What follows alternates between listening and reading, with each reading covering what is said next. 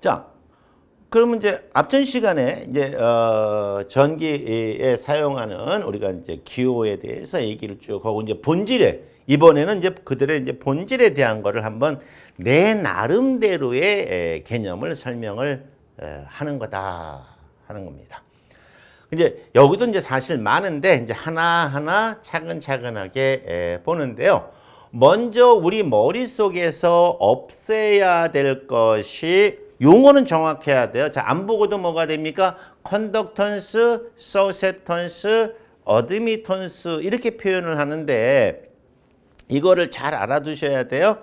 하지만 용어는 자연스럽게 말을 해도 실제 존재하느냐 안 하느냐 그의 의미가 무엇이냐 하는 건데요. 쉬운 거부터 먼저 한번 해볼게요. 자, 먼저 어드미턴스, 그 다음에 컨덕턴스, 서셉턴스는 무슨 개념으로 본다고 그러는 거예요? 수학적 개념에서 필요하다라고 이야기를 한 거예요. 네. 자, 그렇다면 이제 이번에는 이제 그들이 필요한 이유. 네. 먼저 1. 자, 컨덕턴스, 서셉턴스, 어드미턴스가 필요한 이유. 자, 존재하지 않는다고 그랬습니다. 네, 존재하지 않아요. 그런데 개념, 수학적 개념이다라고 이야기를 했죠. 그 이유가 뭐냐면요. 부하의 접속은 병렬이에요. 예. 이유는 부하의 접속은 병렬 접속이다라는 거예요. 병렬 접속이다. 예. 이게 이제 바로 이러한 개념을 갖고 나오게 된 거예요. 그러면 이제 부하라는 말은 분명히 말씀드렸으니까 이런 용어들은 한번 얘기한 용어들은 잘 알아두셔야 돼요. 자, 그래서 먼저 요것만 간단하게 제가 요건 쉬운 거니까 요건 쉬운 거예요. 다른 건 또 이제 또 앞에 부가적인 설명을 해야 되거든요. 자, 한 예를 들어 보는 거예요. 자, 부하 그러면 뭐가 떠올라야 돼요? 수용가가 떠올라야 돼요. 그렇죠? 네. 그러니까 항상 머릿속에 전력계통이 있어야 돼. 전력계통이. 네. 그래서 간단하게 이렇게 이걸 자꾸 잊어먹으면 안 돼요. 이쪽에 뭐가 됩니까? 발전기 이거 따라해도 괜찮아요. 네. 그 다음에 이렇게 전봇대가 있고 그리고 여기에 수용가 여기에 부하 이렇게 있는 거예요. 이게 갑이에요. 지금 잊어먹으면 안 돼요. 아주 굉장히 쉬운 거거든요. 근데 부하의 접속을 직렬로 해야 돼요? 병렬로 해야 돼요? 무조건 병렬이에요. 무조건. 예. 아주 특별한 경우를 제외하고는 다 병렬입니다. 한 예를 들어볼까요? 자, 부하 접속이 병렬이어야 되는 이유는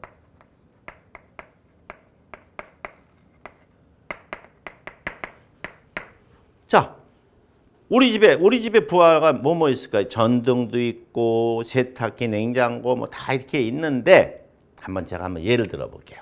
자, 우리 집에 지금 뭐가 돼? 우리 집이 이렇게 있어요.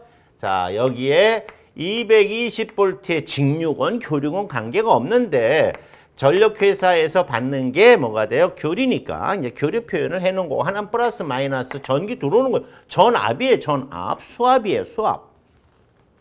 자, 이때에 이렇게 뭐가 됩니까? TV가 있고요. 자, 그럼 TV에 콘센트를 그냥 이렇게 표현할게요. 이제 플러그, 미안하다, 플러그. 그 다음에 뭐 또 예를 들어서 컴퓨터가 있다고 한번 쳐보고요. 얘도 단자가 플러스 마이너스 이렇게 있을 거예요. 자, 그 다음에 요즘은 TV가 뭐가 됩니까? 제가 옛날에 작업할 때 시간이 짧으니까 옛날 얘기를 길게 할 수가 없는데 예전에는 이제 TV가 집에 뭐 다 있진 않았잖아요. 근데 이제 요즘은 뭐 TV가 뭐 방마다 다 있고 막 이러니까 그러니까 TV1, TV2 이렇게 한번 놓을게요. 자, 이때에 부하의 접속을 직렬로 한번 해볼게요. 직렬로. 직렬로 한번 하면 직렬이라는 건 뭐가 돼요? 플러스 마이너스 연결하는 거니까 여기에 플러스 들어가서 나와서 나오는 쪽이 마이너스죠. 일단 우리가 일반적으로 표현할 때 다시 또 들어가고 네. 요렇게 또 나와서 또 뭐가 돼요? 들어가고 요렇게 될 거예요. 자, 그런데 이건 말을 만들기 위한 건데요. 안방에서 이제 TV 재미없다. 볼 거 없네. 그리고 스위치를 껐어요. 엥? 스위치를 꺼버리면 아니 전기 에너지가 쭉 흘러 들어와야 되는데 제가 뭐라고 그랬죠? 전기 에너지가 흐르는 거를 전기 에너지가 이게 흐르는 걸 뭐라고 한다고 그랬어요? 두 글자로 전류. 예. 전류가 요렇게 흘러서 요렇게 흘러가지고 요렇게 돌아서 가는데 스위치 껐네? 자, 스위치 껐다는 건 전류의 흐름을 끊겠다는 뜻이잖아요. 엥? 그러면 뭐가 됩니까? 이쪽 컴퓨터, 이쪽이 TV 다 공급이 되나요? 안 되나요? 안 되네? 예. 뭐 전압적 차원, 뭐 분전압 이런 건 나중에 얘기하고요. 안 돼. 그래서 부하는 병렬로 연결하면 안 되는 거예요. 자, 예를 들어서 자, 그러면 여러분이 아파트에 살아. 자, 아파트에 산다고 칩시다. 그럼 이렇게 뭐가 돼요? 아파트 써놓고 그 다음에 자, 여기가 뭐가 돼요? 뭐 101호, 102호, 103호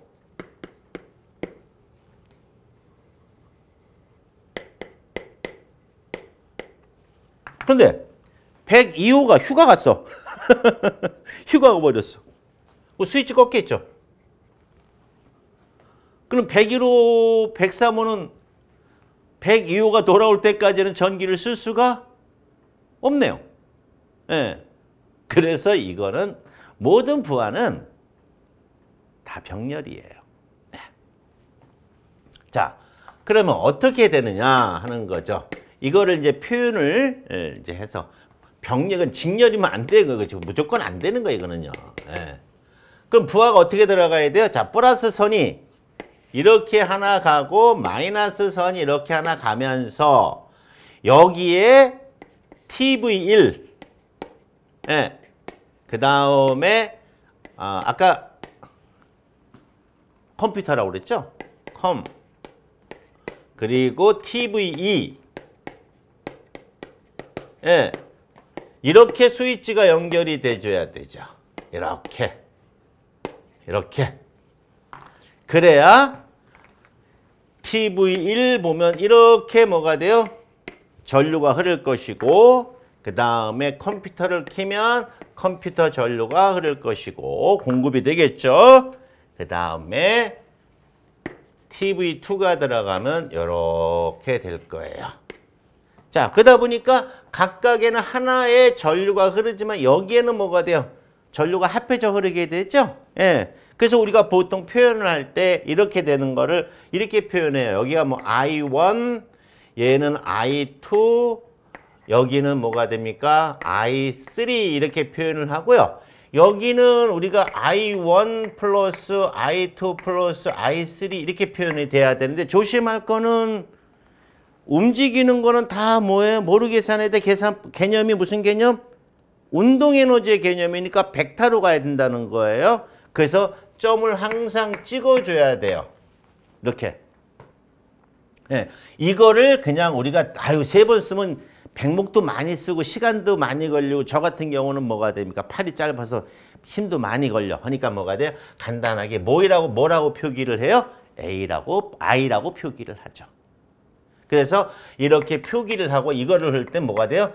전체 전류다라는 말이에요. 이거 다 합한 거다 해서 뭐가 돼요? 자, 전전류를 우리가 I라고 할 때 이렇게 표현하는 거예요. 네. 그래야 TV1에서 뭐가 됩니까? 이제 드라마 재미도 없어. 그냥 꺼야 되겠다. 그러면 이렇게 끄는 거죠. 그래도 다른 데는 다 공급이 되잖아요. 자, 마찬가지예요. 마찬가지. 여기가 뭐가 돼요? 101호, 102호, 103호. 예. 자, 이럴 때 뭐가 돼요? 102호가 열심히 보고 있는데 102호가 뭐가 돼요? 휴가 갔다. 그럼 휴가 가래지 뭐. 그럼 휴가 가려면 뭐가 돼? 여기에서 I2만 뭐가 돼? 제로가 되죠. 제로란 얘기는 에너지 공급이 되고 있지 않는다. 에너지 공급 안 되고 있다라는 뜻이잖아요. 그러니까 이렇게 되는 거예요. 그래서 모든 그 부하의 접속은 병렬이어야 된다라는 거예요. 그래서 이게 문제가 생기는 거거든요. 예. 그러면 왜 병렬이어야 되기 때문에 왜 문제가 되느냐. 이번에는 자, 컨덕턴스, 서셉턴스, 어드미턴스가 필요한 이유는 부하의 접속은 무조건 다 병렬이어야 된다. 그러면 직렬로 하면 안 되느냐? 안 된다.